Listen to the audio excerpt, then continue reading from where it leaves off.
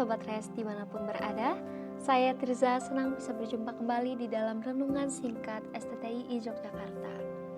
Mari kita mengambil waktu sejenak untuk merenungkan kebenaran firman Tuhan melalui tema yang sudah diberikan, yaitu kasih yang menyembuhkan.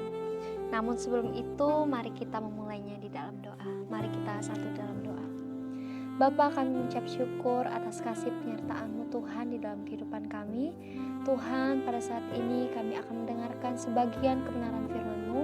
Biarlah Tuhan memakai hamba-Mu untuk berbicara Tuhan, dan biarlah Tuhan firman-Mu ini bisa menjadi pedoman kami hari lepas hari. Terpujilah nama-Mu Tuhan, haleluya, amin. Mari kita membuka Alkitab kita di dalam Yesaya pasal yang ke-53 ayat yang ke-5. Dalam terjemahan baru yang berbunyi demikian. Akan tetapi dia ditikam karena pemberontakan kita, dia diremukkan karena kejahatan kita, hajaran yang mendatangkan damai sejahtera bagi kita ditimpakan kepadanya, dan karena bilur-bilurnya kita disembuhkan. Sobat STTI yang dikasihi Tuhan, kehidupan seringkali meninggalkan luka. Ada luka karena dikhianati, luka karena kehilangan, atau luka karena dosa yang pernah kita lakukan sendiri. Mungkin secara luar kita terlihat baik-baik saja, tetapi di dalam hati masih ada bagian yang belum sembuh. Firman Tuhan di dalam Yesaya pasal yang ke-53 ayat yang 5 menyatakan kebenaran yang luar biasa.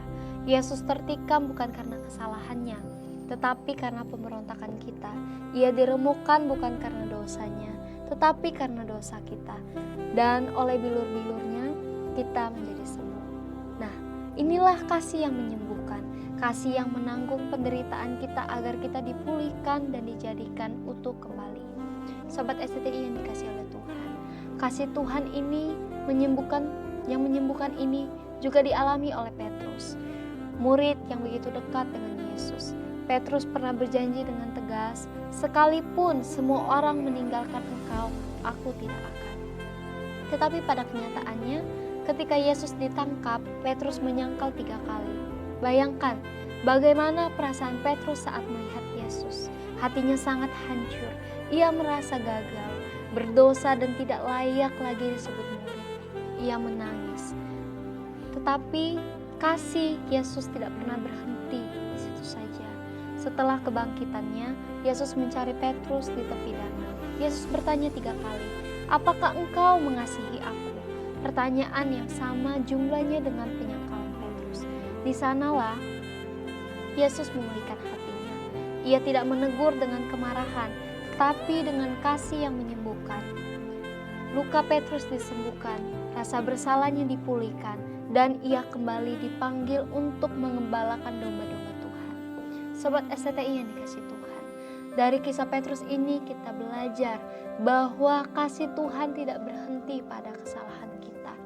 Ia tidak membuang kita karena dosa kita, tetapi justru menjemput kita untuk dipulihkan. Sama seperti Yesus yang menatap Petrus dengan kasih, Ia juga menatap kita hari ini dengan pandangan yang penuh pengampunan.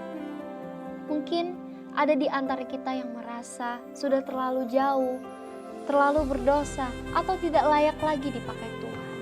Tapi ingatlah, oleh bilur-bilurnya kita disembuhkan. Kasih Yesus lebih besar daripada luka masa lalu kita. Dan kasih itu mampu membangkitkan kita kembali dari rasa hancur kita. Sobat STTI yang dikasihi oleh Tuhan, kasih Tuhan yang menyembuhkan tidak hanya memulihkan luka hati kita, tetapi juga mengubah hidup kita. Kasih itu menjadi kita pribadi yang lebih baru lagi, yang siap mengasihi dan memulihkan orang lain dengan kasih yang sama. Mari kita datang kepada Yesus. Bukalah hati kita dan biarkan kasih-Nya menyentuh bagian terdalam yang belum pulih. Sebab di dalam kasih Kristus selalu ada pengampunan, ada pemulihan, dan ada kehidupan baru. Demikianlah kebenaran firman Tuhan. Shalom, Tuhan Yesus memberkati.